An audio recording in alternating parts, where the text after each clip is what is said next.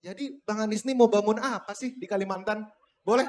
Capres nomor urut 1 Anies Baswedan dicecar soal pembangunan Kalimantan. Momen tersebut terjadi saat Anies menghadiri acara Desak Anies di Pontianak pada Selasa 26 Desember kemarin.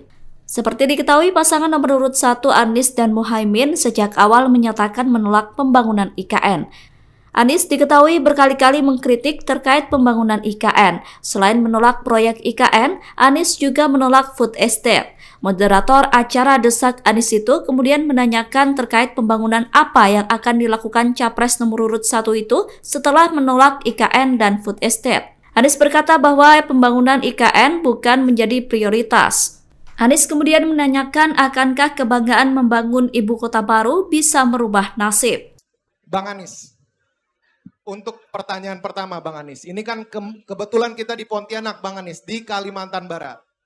Nah, yang lagi hangat di Pulau Kalimantan ini adalah adanya pembangunan IKN. Kita lihat di berita kayaknya Bang Anies dan Caimin itu ada suatu kurang sreg nih sama IKN.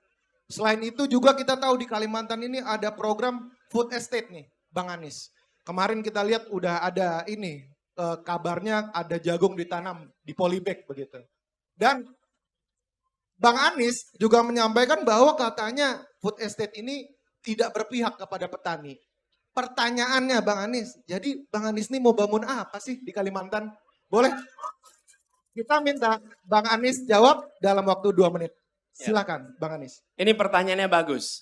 Mau bangun apa di Kalimantan? Karena berarti seluruh wilayah Kalimantan yang dijangkau. Bukan hanya satu lokasi di Kalimantan.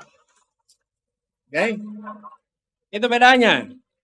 Karena ketika kita bicara dua hal itu, IKN satu lokasi di Kalimantan. Pertanyaan, masyarakat Kalimantan Barat dapat apa? Jangankan masyarakat Kalimantan Barat. Masyarakat Kalimantan Timur dapat apa? Oke? Sementara kalau kita lihat nih, saya sampai punya catatan. Apa yang mendasar? Saya ingin berikan perbedaan. Antara keinginan dengan kebutuhan. Kalau Anda punya keinginan dan kebutuhan, mana dulu yang diselesaikan? Mana dulu? Kebutuhan, kebutuhan. Dan ketika bicara kebutuhan, tadi saya bicara juga dengan Monsignor Agustinus, kebutuhan paling utama salah satunya adalah tentang peningkatan kualitas manusia. Betul, kesehatan pendidikan. Saya sampai cek datanya. Datanya di 5 provinsi Kalimantan ini, ada kelas yang rusak berat itu jumlahnya 10.000 ruang kelas. Oke. 79.000 itu SD, SMP, SMA sampai dengan SLB.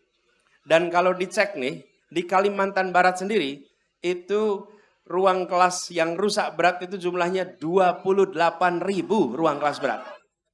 Sekarang, apakah itu perlu dibiarkan? Kalau tidak, lebih baik uangnya digunakan untuk memperbaiki kualitas manusia gitu. Nih, kita ingin di Kalimantan jalan-jalan terbangun dengan baik. Betul. Dan datanya nih, Kalimantan Barat ini salah satu provinsi di antara 10 provinsi yang paling banyak jalan rusaknya. Yang jalan rusak di Kalimantan Barat ini jumlahnya berapa? 3.700 km jalan rusak. Oke? Haruskah itu dibiarkan?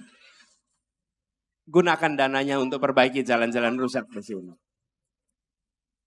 Jadi, ketika kita bicara tentang pembangunan, pikirkanlah pembangunan untuk satu pulau, untuk seluruh penduduk di pulau ini. Bukan hanya satu lokasi, kemudian seakan-akan semua mendapatkan sesuatu.